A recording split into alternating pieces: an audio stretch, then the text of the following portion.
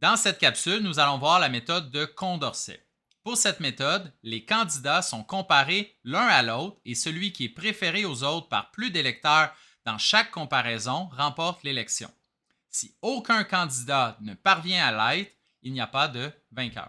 Pour expliquer cette méthode, on va reprendre le même exemple que celui qu'on a utilisé pour la méthode de Borda, l'activité spéciale pour les élèves, qui vous est présenté dans le tableau juste ici. Donc, les valeurs n'ont pas changé. On va appliquer la méthode de Condorcet. Donc, pour ce faire, on va comparer chacune des activités proposées aux élèves entre elles. On va commencer par une comparaison entre films et activités sportives. Dans le tableau, on a mis en évidence ce qu'on allait regarder. Si on regarde la première colonne, il y a 28 élèves qui préfèrent films à activités sportives. Dans la deuxième colonne, 25 élèves préfèrent activités sportives à films. Dans la troisième colonne, c'est 21 élèves qui préfèrent films à activités sportives. Et finalement, il y en a 16 élèves qui préfèrent films à activités sportives dans la dernière colonne. Donc, nous avons un total de 65 élèves qui préfèrent films à activités sportives, alors que seulement 25 préfèrent activités sportives. Donc, film remporte la comparaison. Vous devez comprendre que puisque film vient de l'emporter sur activité sportive est automatiquement éliminée. Elle ne remportera pas toutes ces comparaisons.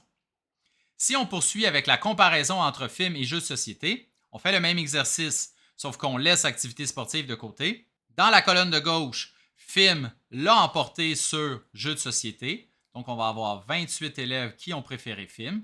Dans la deuxième colonne, on a 25 élèves qui préfèrent jeux. Dans la troisième, c'est 21 élèves qui préfèrent jeux de société à film. Et finalement, dans la dernière colonne, c'est 16 élèves qui préfèrent film à jeux de société. Donc, nous avons 44 élèves qui préfèrent film à jeux de société, alors que c'est 46 qui préfèrent jeux de société à film. Donc, dans ce cas-ci, c'est jeux de société qui l'emportent. Ce qui fait en sorte que l'activité film est éliminée.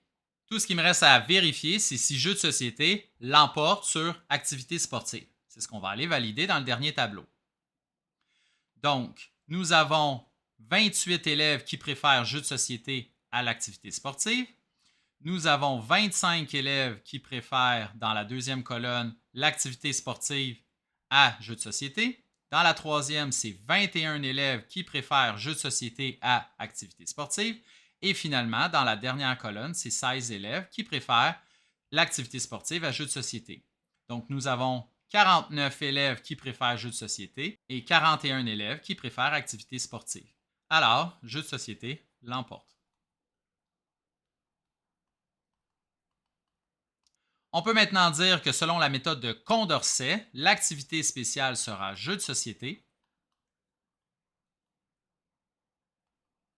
puisqu'elle l'a emporté sur chacune des autres activités. Dans l'éventualité où aucune activité l'aurait emporté sur chacune des autres, il n'y aurait pas eu de vainqueur selon la méthode de Condorcet.